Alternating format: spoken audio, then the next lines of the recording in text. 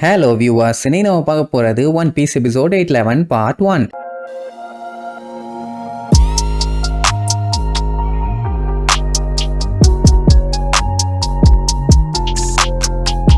Open பண்ணா இங்க Luffy tired ஆகிற மாதிரி இல்ல. பையன் மறுபடியும் செகண்ட் இயர் எடுத்து போட்டு பொலன்னு பொல்லந்து கட்டுவான். அது எல்லாமே அந்த பீஸ் கீப்பர்ஸ் தான். அந்த டைம் கழுத்தை நீட்டமா வச்சுட்டு ஒரு 2 பேர் வந்து கண்ணா பின்னான்னு அட்டாக் பண்ணுவாங்க. லூஃபி அவங்க கிட்ட இருந்து எஸ்கேப் ஆகிறதுக்குள்ள படாத பாடுபடுவான். இப்ப அவன் லிமிட்டை ரீச் பண்ணிட்டான்னு சொல்லி எல்லாத்துக்குமே தெரிஞ்சு போச்சு. அதனால கேப் விடாம மாட்டீங்க, அப்பதான் அவனை காலி பண்ண முடியும்னு சொல்லிட்டு இருப்பாங்களா. உடனே நமி என்ன பண்ணுவான், தண்டரை வச்சு அட்டாக் பண்ணி மறுபடியும் அந்த பீஸ் கீப்பர்ஸ் எல்லாத்தையுமே திரிய விடுவான். ஆக்சுவலா அவளால இவ்வளவு பெரிய தண்டர் கிளவுட் எல்லாம் கிரியேட் பண்ண முடியாது. பிக் மாம் கிரியேட் பண்ற அந்த தண்டர் கிளவுட யூஸ் பண்ணி தான் இவ இப்ப அட்டாக் பண்ணிட்டு இருக்கான். இன்னும் ஏகப்பட்ட பேர் லூஃபியை தொல்லை பண்ணிட்டே இருக்காங்க. அவகிட்ட எப்படியும் அந்த பீஸ் கீப்பர்ஸ் வர மாட்டாங்க. ஆனா லூஃபி அட்டாக் பண்ணுவாங்கல்ல, அவங்கள காலி பண்ணிட்டாலே போதும், மிச்சம் இருக்கவங்க எல்லாத்தையுமே லூஃபி ஓரளவுக்கு சமாளிச்சிருவான்னு மறுபடியும் தண்டர் கிளவுட யூஸ் பண்ணி அட்டாக் பண்ணலான்ட்டு போவா. ஆனா அந்த டைம் கேலட் வந்து அவளை தடுத்துருவான். அதுவும் எப்படி, அவளோட பட்டர் ஃப்ரூட் பவரை யூஸ் பண்ணி கையா அந்த ஆயுதத்தோட வச்சு லாக் பண்ணிட்டதுனால அவளால ஒழுங்கா யூஸ் பண்ண முடியல. இவ்வளவு நேரம் பஞ்சாயத்து பண்ணிட்ட, இதுக்கப்புறம் உன் பருப்பு வேகாது, கீழே வான்னு சல்லுன்னு இழுத்து நான் அவன் தான் பெரிய தலைவலியா இருப்பான்னு பார்த்தேன்.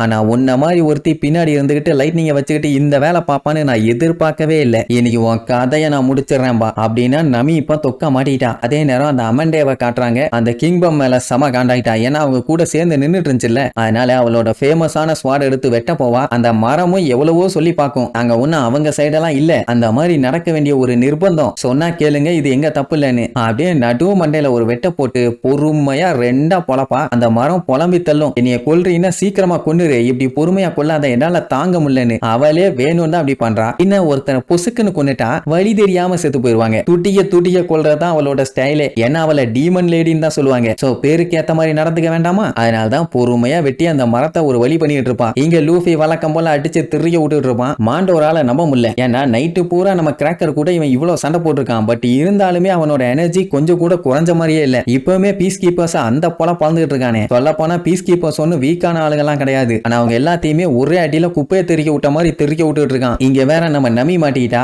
அடுத்தது அந்த ஒப்பேரா மண்டையை லூஃபியை பிடிக்க போவான். இனி இவனை வேற காலி பண்ணும்ல, இல்லைன்னா அந்த கிரீம் மாஸ்டரோட தொல்லை தாங்க முடியாது. சோ அட்டாக் பண்ண ரெடி ஆகிறக்குள்ளேயே மொத்தமா கிரீமால ஃபில் பண்ணி லூஃபியோட பாடி எல்லாம் கண்டமேனிக்கு எரிய வச்சுட்டு இருப்பான். அதே நேரம் சாப்பரும் கேரட்டும் மிரர் டிமென்ஷன்ல சண்டை போறதுக்காக ரெடி ஆயிட்டாங்க. நம்ம சாப்பர் பெரிய சைஸுக்கு மாறின உடனே முதலைய விட்டு அடிக்க விடுவான். ஆனா அவன் வந்த வேகத்துல சும்மா குமுறுன்னு குமுறு எடுப்பான். அவன் அடிச்ச அடியா அதாலேயே தாங்க முடியல, அப்படி அடிச்சிருக்கான். அடுத்து அந்த ரேபிட் அவனை அட்டாக் பண்ண ட்ரை பண்ணும், வேலைக்கே ஆகல. இங்க அந்த ட்ரெயின் பட்டி மண்டைய ரேபிட் அட்டாக் பண்ண ட்ரை பண்ணுவான். நல்லவேளை அவளும் ஜஸ்ட் மிஸ்ல எஸ்கேப். இப்படி பட போட எல்லாம் சண்டை போட்டுட்டு இருக்காங்க. அந்த ப்ரூலி லூஸ் என்ன பண்ணிடுவான், அடனா வந்து அட்டாக் பண்ணலாம்னு சொல்லி திடீர்னு ஒரு மிரர் வழியா வந்து அட்டாக் பண்றேன்னு நம்ம ஆளுங்க காலில் மாட்டிட்டு இருந்துச்சே குண்டு, அது எல்லாத்தையுமே தெரியாம அட்டாக் பண்ணிடுவான். சங்கிலி எல்லாமே கலந்து போச்சு. சரி இப்போதைக்கு ஃப்ரீ பேர்டு நிம்மதியா சண்டை போலான்னு பார்த்தா உசுக்குன்னு கண்ணாடிக்குள்ள இருந்து நம்ம ஆளுக மாதிரியே ஏகப்பட்ட பேர் வந்து லபக்குன்னு புடிச்சுக்குவாங்க. ஐயோ என்ன பண்றாங்கன்னு அவங்களுக்கே ஒன்னும் புரியல. ஆனா மொத்தத்துல மாட்டிட்டாங்க. அதே நேரம் இங்க லூஃபி கிரீம்ல மாட்டினால, சோ பாடி தகன்னு எரிய ஆரம்பிச்சிடும். உடனே என்ன பண்ணிட்டான், இவனை இப்படியே விட்டா தொல்லை பண்ணிட்டே இருப்பான். ஒரே அடி அடிச்சு சோழியை முடிச்சலான்னு முடிவு பண்ணி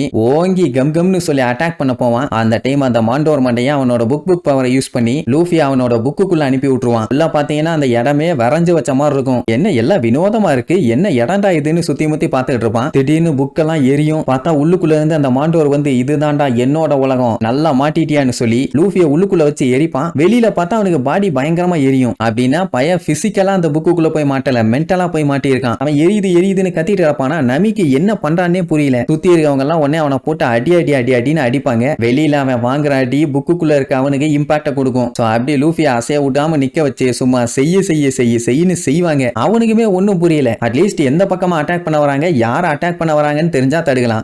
சடனா வந்து அடி விழுகிறது மட்டும் தான் தெரியும். வெளியில பாத்தீங்கன்னா அந்த பீஸ் கீப்பர்ஸே வச்சு பொலன்னு பொலந்து கட்டிட்டு இருப்பாங்க. நமி பார்த்துட்டு கத்துன்னு கத்துவா, லூஃபி எப்படியாச்சும் தப்பிச்சிடறா, என்னடா பண்ணிட்டு இருக்க அப்படி இப்படின்னு. ஆனா அவளை தான் கேலட் வந்து புடிச்சிட்டாலே, அவளாலையும் ஒண்ணும் பண்ண முடியல. லூஃபி நல்லா மாட்டிட்டான். இதுக்கப்புறம் அதுல இருந்து அவன் தப்பிச்சானா இல்லையாங்கிறத அடுத்தடுத்த எபிசோட்ல பார்க்கலாம். டாடா.